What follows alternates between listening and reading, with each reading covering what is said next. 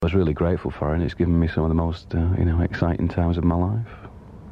So, I mean, in those days, we were all, worried about the fact that you were giving up a 9-to-5 job, you were going into this area which you'd never been involved in before. I wasn't really worried because I knew I could always rely on my mother to bail me out. Good old mum. Hello, mum, if you listen. It's like, you do things like rashly or whatever, but you always have a safeguard.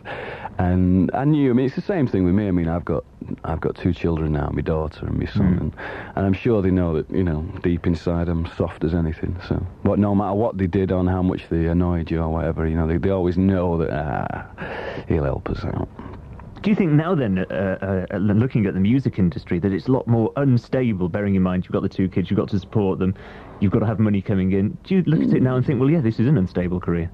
I think it is an unstable career, but I think a lot of the music business is based on history, and I think I'm very lucky in that I've got a consistent history throughout. It's obvious that New Order aren't a here come, here go group.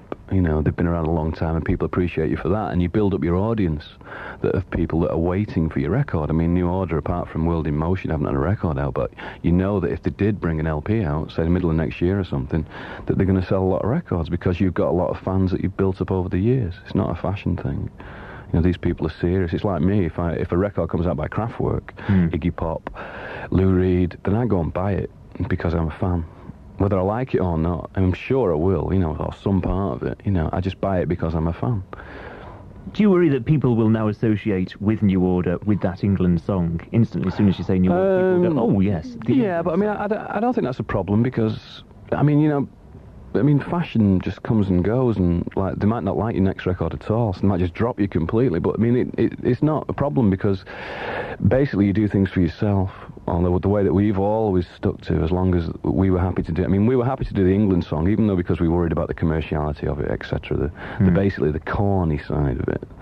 We were happy to do it because, it gave me a chance to sit on the touchline at Wembley, for the Brazil match, and it was great to meet Gaza and all that lot, John Barnes and everybody. It was just a fantastic thing to do. We all really enjoyed it, like Tony Wilson, myself, our manager Rob Gretton and stuff. We all really enjoyed doing it because it was so weird. And it's like one of those things again, this is a really nice business for me to be in, because to do things like that, it makes it so interesting. I don't care whether that record would have come straight in at number 99 and then gone straight out again. The fact was that I'd had a great time making it. Right. And, that was what was important. So it's the same thing again, you do things for yourself. So what are you looking to achieve with this new band? Because, as such, you can't achieve much more than you did with New Order, can you? Well, no, that's not true. You only got to look at U2 to... Well, yes. to sort of realise that, but... I'm just looking to achieve the same thing I always have done, a sort of bit of satisfaction and a bit of happiness. What else is there, man? So what sort of things does 1990 hold in store for you? What sort of things will you be doing within the group? A lot of hard work.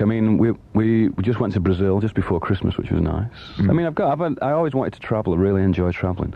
And with New Order, we sort of all got a bit fed up with travelling. It was just the same old thing.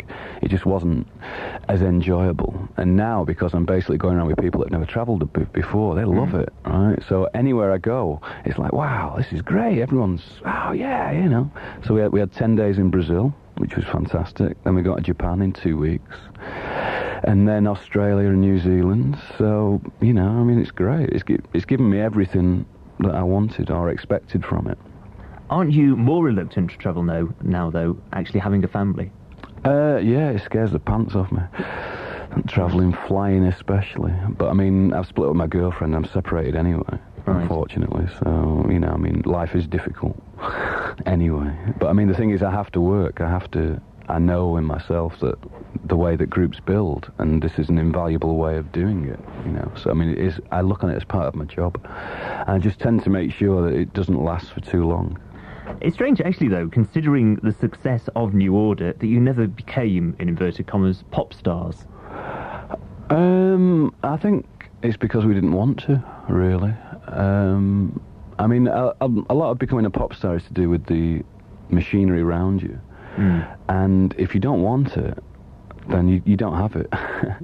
It's quite simple. And what people equate is they equate it on success terms, right? If you don't do this, then you're not going to sell as many records. And that is the case, but because of the relationship that New Order and Joy Division have always had with like Factory Records, with the way that we work, the way that we earn our money, we share it basically. Now, normal record labels don't do that. They don't share the money. They give you, 5% or 3%, 6%, whatever. So we work together and everything's 50-50. So it means that we can sell a lot less records and survive very well than, say, a band like, Wham or Braza or whatever. We don't have to do the things that they do.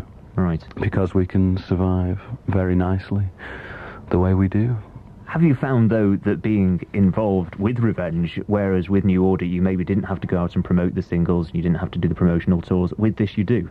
Not really, no. I mean, even with New Order, I mean, it was just a cliche that people used to say you didn't do interviews.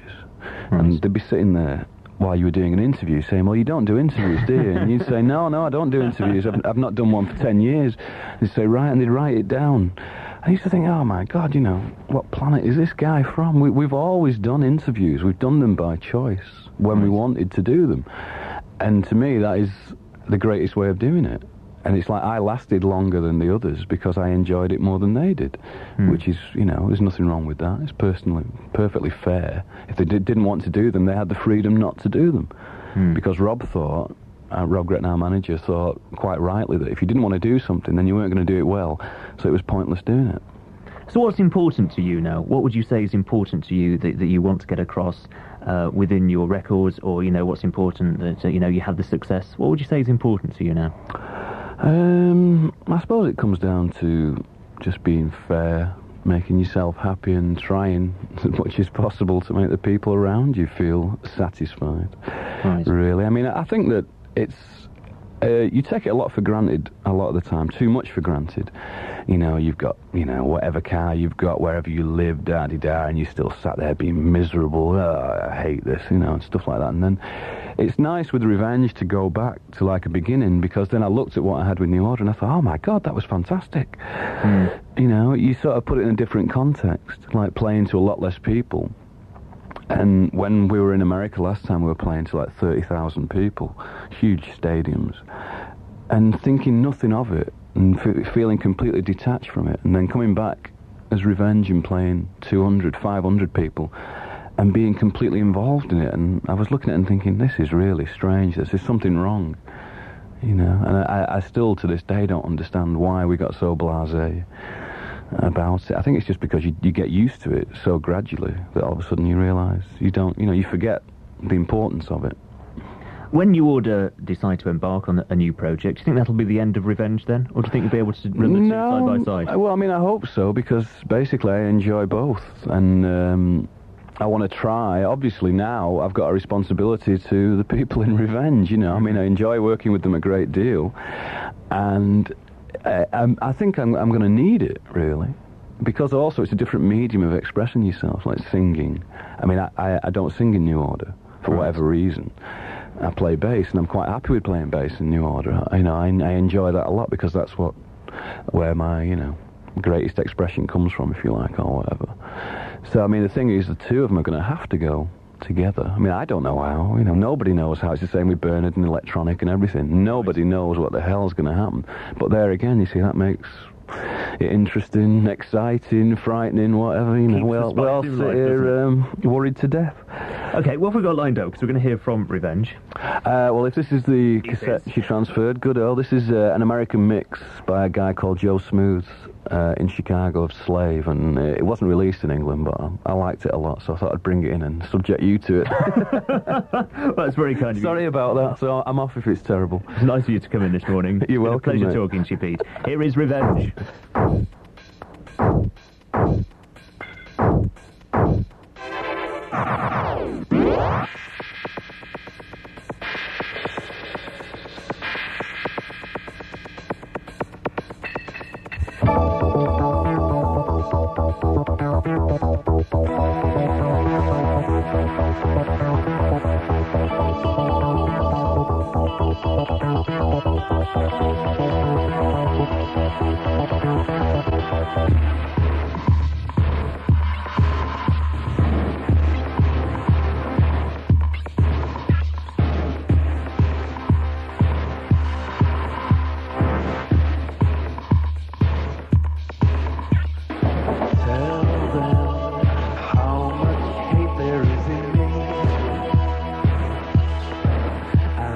blind reach for all the feelings that I need.